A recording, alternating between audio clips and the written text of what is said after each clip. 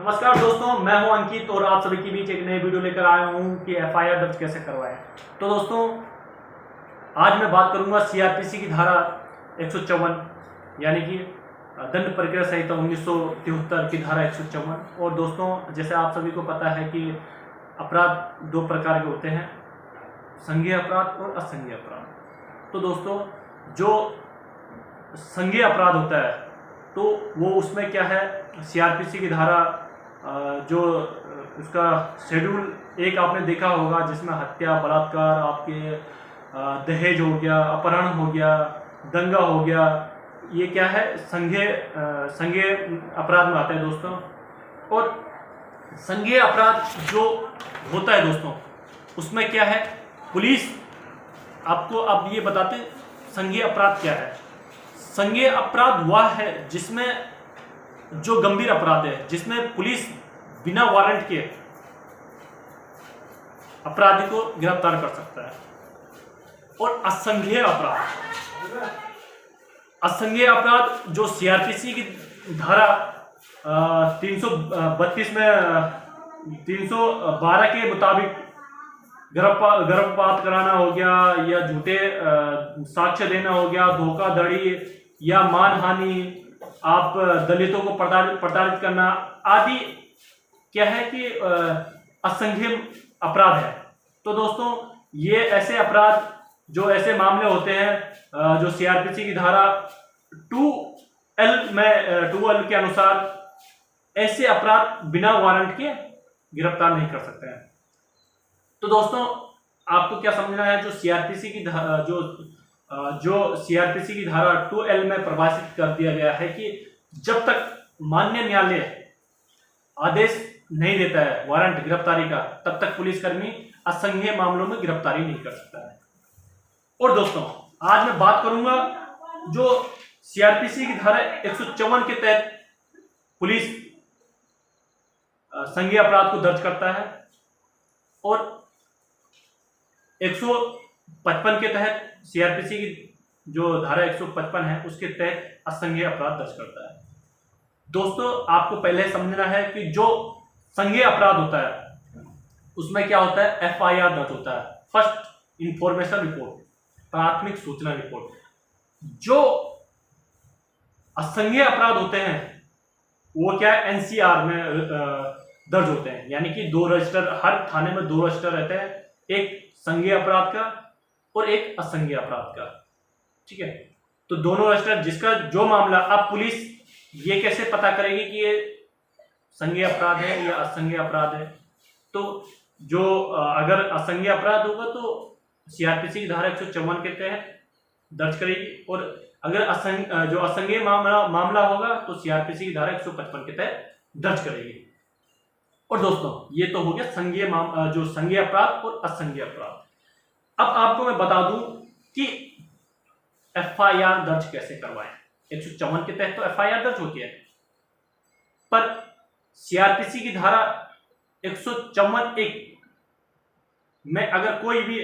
ऐसे असंज्ञेय मामले हैं, जैसे महिलाओं के साथ रेप हो गया, या हत्या का हो गया, या महिलाओं को प्रताड़ित करना हो गया, या कई सारे ऐसे महिलाओं के साथ अनेक घटनाएं होती हैं, तो जो सीआरपीसी की धारा 154(1) इसमें क्या है, अगर पुलिस को कोई सूचना देता है कि यहाँ पे रेप हुआ, यहाँ पे हत्या हुई, या यहाँ पे कोई असंज्ञेय मामला जो असंज्ञेय मामले की श्रेणी में आता है, तो पुलिस वहां क्या करेगी, तुरंत बिना एफआईआर दर्ज कराए मौके पे जाएगी। ठीक है दोस्तों, और कभी कभी ये हो जाता है कि जो जिस व्यक्ति के साथ घटना हो गई, उसके चाहे उसका एक्सीडेंट हुआ हो और वो अस्पताल में भर्ती है, तो एफआईआर दर्ज कैसे होगी। कभी कभी ऐसे भी समस्या आ जाती है दोस्तों, तो इसके बारे में मैं आपको बताऊंगा। तो पुलिस क्या करेगी, एक तो ये हो गया, और उसके बाद थाने में जाकर लिखित या मौखिक किसी भी रूप में थाने में शिकायत कर सकते हैं। शिकायत करने में अगर आप पढ़े लिखे हैं, क्योंकि हमारे देश में क्या है कि बहुत सारे बेरोजगार हैं, यानी कि पढ़े लिखे नहीं है, ठीक है दोस्तों, उनको शिकायत लिखनी नहीं आती है। तो कभी कभी क्या है कि व्यक्ति इधर उधर भटक जाता है कि यार मैं शिकायत किससे करूं, कैसे लिखूं। वकील के पास जाता है, सर मेरी शिकायत पत्र लिख दीजिए, मेरे साथ ये घटना हुई है। तो दोस्तों आपको कुछ नहीं करना है, आप पुलिस थाने में जाइए और वहां बताइए कि मुझे अपनी शिकायत लिखनी है, आप कृपया मेरी शिकायत लिखिए। वो आपको क्या करेंगे, आपको आपकी शिकायत लिखेंगे, वहां के जो एसएचओ होगा या थाना अध्यक्ष होगा, क्योंकि उसका कर्तव्य है, वो लिखेगा और लिखने के बाद जो आपने कहा वही लिखेगा। और जब बातें पूरी या वो लिख देगा थाना अध्यक्ष या एसएचओ, कोई भी अधिकारी हो पुलिस के, उसके बाद क्या होगा दोस्तों, वह अधिकारी आपको एक बार पढ़ाएगा कि आपके द्वारा ये लिखा गया है, अगर उचित है तो आप साइन करिए। अगर उसने जो आपने बोला वह उस अधिकारी ने नहीं लिखा तो आप उसमें हस्ताक्षर मत करिए,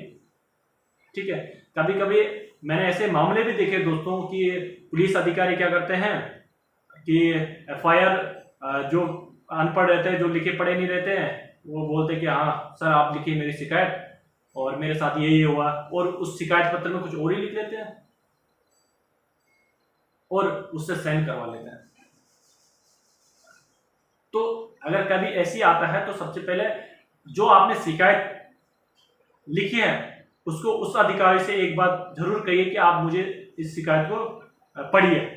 अगर आपको लगता है हाँ यही जो मैंने बोला यही इस पे दर्ज है तो आप उस पर हस्ताक्षर करिए। और दोस्तों सीआरपीसी की धारा 154(2) कहती है कि पुलिस अधिकारी का कर्तव्य है कि अगर वह एफआईआर दर्ज करता है तो उसकी प्रमाणित प्रति शिकायतकर्ता को दी जाएगी। और दोस्तों अगर ऐसा हो जाता है कि कभी कभी क्या बहुत सारे लोगों के साथ ऐसा होता है कि एफआईआर दर्ज नहीं होती है थाने में दर्ज नहीं होती और सालों लग जाते हैं शिकायत करे हुए पर कोई कार्रवाई नहीं होती। तो दोस्तों आपको लगता है कि मेरी शिकायत 10, 15, 20 दिन में नहीं हुई है, या आपको धारा 154(2) के तहत आपको किसी चीज की प्रमाणित प्रति नहीं दे दी है एफआईआर की, तो आप तत्काल जो सीआरपीसी की धारा 154 की 3 के तहत, यानी कि हम लोग, आप क्या करिए, जो वहाँ के एसएसपी हो, एसपी हो, जिस जगह आप रहते हैं, जिस जिले में आप रहते हैं, वहाँ के उस अधिकारी को एक पत्र लिखे, उसमें लिखे सर मैंने इतनी तारीख को यहाँ शिकायत करी थी और इतने शिकायत इतने दिन करने के बावजूद भी मेरी शिकायत में कोई कार्रवाई नहीं की गई, ना ही एफआईआर दर्ज करवाई गई, ना ही जांच करवाई गई, जो भी आपका वहाँ पर विषय होगा। और दोस्तों बहुत सारे लोग डरते हैं जाने में, क्योंकि पुलिस से तो काफ़ी लोग डरते हैं, थाने में जाने से डरते हैं, एसपी ऑफिस में जाने से डरते हैं, क्योंकि मैंने कहीं बहुत सारी जगह देखा है कि पुलिस ऐसा बर्ताव करती है, जाते ही ऐसी बातें करते कि गरीब आदमी डर जाता है, ठीक है दोस्तों। इसीलिए किसी गरीब की हिम्मत नहीं होती कि थाने में जाए या एसपी ऑफिस में जाए या एसपी से मिले। तो आप कुछ मत करिए, आप अपने नज़दीकी पोस्ट ऑफिस में जाइए और वहाँ रजिस्ट्री पोस्ट के माध्यम से उस अधिकारी के नाम से पत्र, जो आपने जो पत्र लिखा उसको भेज दीजिए उस कार्यालय में, और उसकी जो रसीद रहती है जिसमें आपने किस अधिकारी को भेजा, कब भेजा, उसमें किस जगह से भेजा, उसमें सारा वो रहता है, उसका ट्रैकिंग नंबर सब चीज़ रहता है उसमें। तो वह जो रसीद होगी दोस्तों, तो वो आपको साक्ष्य के तौर में आपको उसको संभाल के रखनी पड़ेगी। और दोस्तों जो वहाँ के जो उच्चाधिकारी एसपी होगा या एसएसपी, वो सीआरपीसी की धारा 154(3) के तहत आदेशित कर सकते हैं किनको, वहाँ के थाना अध्यक्ष को या एसएचओ को, जो भी वहाँ के पुलिस अधिकारी होंगे दोस्तों। तो ये हो गए दोस्तों संज्ञेय मामले। असंज्ञेय मामले क्या, जैसे मैंने आपको बताया, जो आपके जो सीआरपीसी धारा 2L में जो जिसके अनुसार हो गए, मतलब बिना वारंट की गिरफ्तार नहीं कर सकते हैं, जैसे धोखाधड़ी हो गया, ऐसे मामले हो गए, मानहानि हो गया, या SC/ST एक्ट हो गया, और ऐसे अनेक मामले हैं दोस्तों जो आपके असंज्ञेय मामले में आते हैं। तो उसमें क्या करना है, उसमें दोस्तों अगर कोई असंज्ञेय मामले होते हैं तो उसमें एफआईआर दर्ज नहीं होती है, उस पर एनसीआर दर्ज होती है। ठीक है दोस्तों, क्या होती है, एनसीआर दर्ज होती है। और असंज्ञेय मामले में पुलिस क्या करती है कि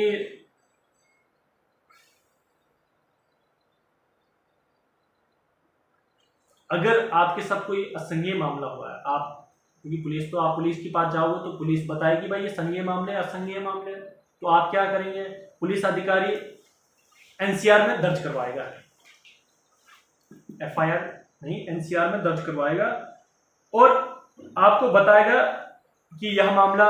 न्यायालय के समक्ष जाएगा या न्यायालय के पास जाता है और इसकी जो भी कार्रवाई होती है, जो भी जांच होगी वो मजिस्ट्रेट के समक्ष आदेश के बाद ही होगी। तो दोस्तों सीआरपीसी की धारा 155(2) क्या कहती है, इस 155(2) कहती है दोस्तों कि जब तक मजिस्ट्रेट या जो भी माननीय न्यायालय जांच करने के आदेश नहीं देता है या गिरफ्तार करने के आदेश नहीं देता तो पुलिस अधिकारी उस अपराधी को ना ही गिरफ्तार कर सकती है ना ही उस मामले में जांच कर सकती है। तो दोस्तों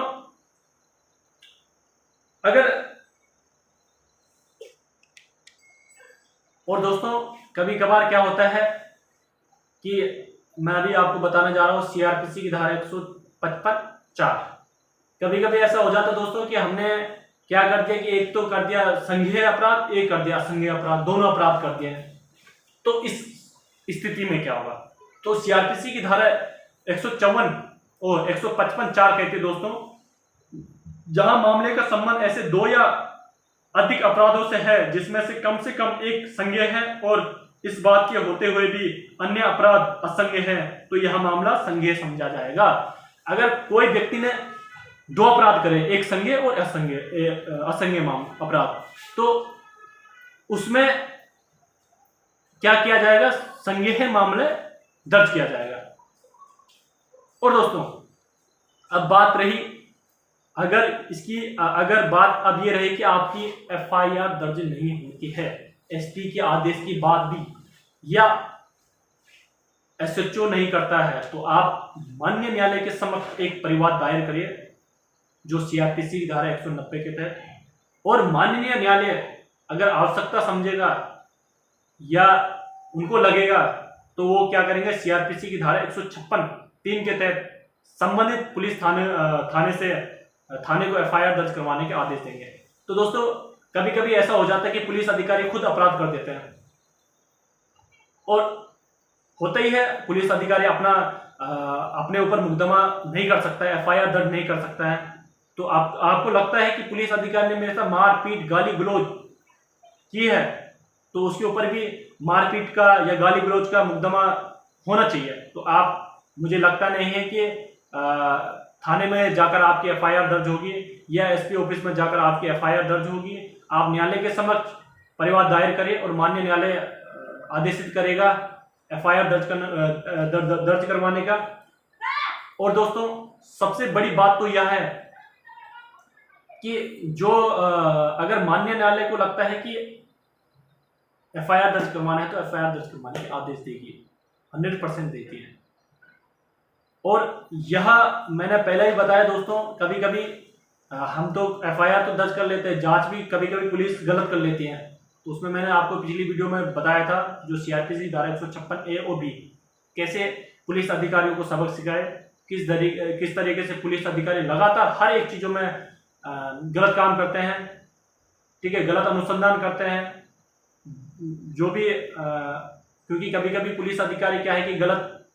जांच कर लेते हैं, गलत जांच माननीय न्यायालय के समक्ष दे देते हैं या फाइनल रिपोर्ट माननीय न्यायालय के समक्ष दे देते हैं। तो दोस्तों मुझे तो लगता है कि आज कोई भी अधिकारी, कोई भी पुलिसकर्मी, चाहे वो करप्शन को लेकर हो, सारी जगह उनकी मिली भगत रहती दोस्तों, क्योंकि कोई भी दूध का धुला नहीं है। इसीलिए